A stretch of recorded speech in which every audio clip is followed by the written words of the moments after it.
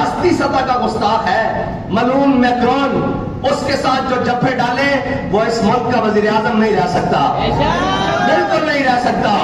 اس ملک کا وزیر اعظم وہ رہ سکتا ہے جس کے دل میں یہ بات پختہ ہو کہ من سب نبی جن، اور کہتے ہیں کہ ہم بھی عاشق رسول ہیں۔ خدا کی قسم اٹھا کر بتاؤ، ایک بھی عاشق رسول ہوتا اور اس کے سامنے مکرون ہوتا، اس کو جفا ڈالتا یا پھر اس کو ایک بھی عاشق رسول ہوتا پوری کابینہ میں؟ یہ کہتے ہیں ہم عاشق رسول ہیں۔ اب بتاؤ کون عاشق رسول ہے؟ بتاؤ ہمیں۔ یہ کہتے جب بات آئے ابھی ربیع الاول شریف آئے گا، ان کو ایک آیت یاد ہے وَمَا أَرْسَلْنَاكَ إِلَّا رَحْمَةً لِّلْعَالَمِينَ۔ اور جناب اب بتاؤ عاشق رسول کون ہے؟ دکھاؤ ایک عاشق رسول پوری کابینہ میں۔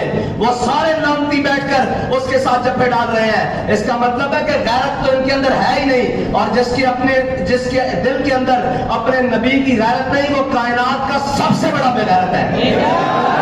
نہ اس کا دین قبول ہے، نہ اس کا ایمان قبول ہے، نہ اس کی نمازیں قبول ہے، کوئی چیز بھی قبول اس کی نہیں۔ جس کے دل میں اپنے نبی کی غیرت نہیں وہ مسلمان ہی نہیں ہے۔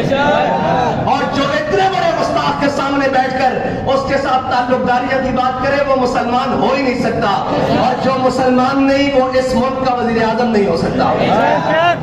جاؤ جا کر کہہ دو یہ ہمارا فتویٰ ہے، بس تم نے جو حلف کھایا اس کے ساتھ بغاوت کی ہے۔